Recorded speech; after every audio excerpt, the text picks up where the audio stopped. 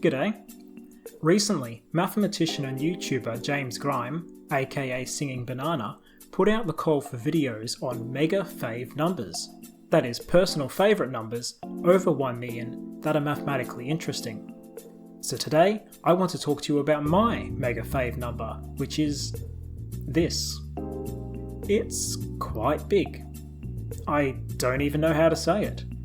I've got no idea what illion this comma is meant to be, and if I were to read the digits out, it would take me over 8 hours. For those familiar with scientific notation, this number is about 3.228 times 10 to the power of 98,641, which if you compare to the approximate number of atoms in the universe, I don't see how that would help you. But while this number is stupidly big, and at first glance looks completely arbitrary, I think most of you will be able to instantly recognise it if I express it in a slightly different form. That's right, my mega fave number is the decimal representation of Super Mario Bros. For the Nintendo Entertainment System. Now if you're the kind of person that watches YouTube videos about large numbers recreationally, you're probably ahead of me here, but if not, here's a quick primer.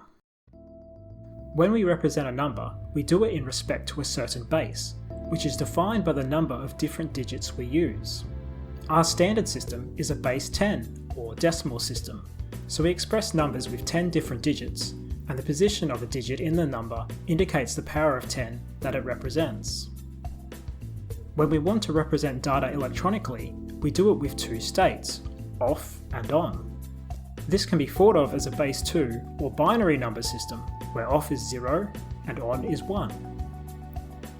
So any sequence of these can be thought of as a number and converted into base 10. For binary data, we refer to a single digit as a bit and a group of 8 digits as a byte. One byte of data is essentially a binary number with a value somewhere between 0 and 2 to the power of 8 minus 1. The data for Super Mario Bros. Is contained within 40,960 bytes, which means if you take it as a single binary number, it would have a value somewhere between 0 and 2 to the power of 327,680 minus 1. With just a few lines of code, I was able to take the binary data of Super Mario Bros. And convert it to decimal. So here we come to the point where I should bring up the quibbles you might have about the number I determined. Firstly, a sequence of bits can be interpreted in two different ways. Big endian, where the first bit represents the most significant value, like how we would write a decimal number, and little endian, where the first bit represents the least significant value, so the digits represent bigger values reading left to right. I chose little endian for my number, just because that's how the NES's 6502 microprocessor reads memory, but the number you would get reading it as big endian would be equally valid. Secondly, the game data for Super Mario Bros. Is split between a 32KB PRG ROM chip for programming instructions and an 8KB CHR ROM chip for graphical tile sets, and the number I derived only applies if you join these together and put the PRG ROM chip data first. Thirdly, purists might insist that I should have used the original Famicom version and not the NES version. Fourthly, you could just outright reject the whole idea of deriving a decimal number from binary data as meaningless. Base 10 is just another base after all, it doesn't make it any more a number.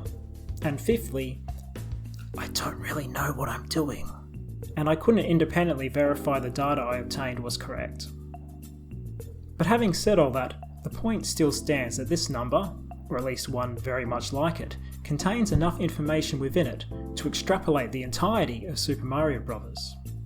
All of the music, the graphics, even the instructions telling the game how to run, all of those secrets we spent our childhoods hunting for, they're all right there in this single number. Every Koopa and Cheep Cheep, every block and coin, every bush and cloud. Well, okay, maybe it's not that unbelievable.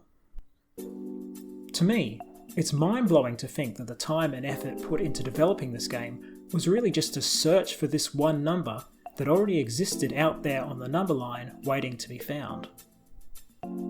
At this point, you may ask yourself, hang on, there's nothing unique about Super Mario Bros.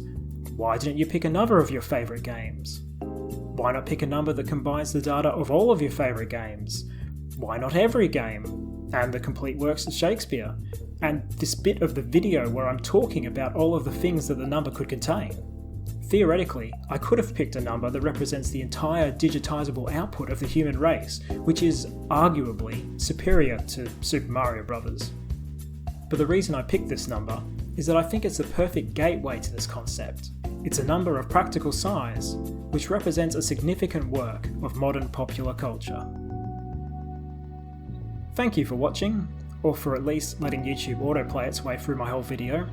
If you enjoyed it, don't bother to subscribe to me, I'm not planning on making any more like it, but do please check out all of the other videos posted on the Mega Fave Numbers tag. Oh, and before you ask, no, Super Mario Bros. Is not a prime.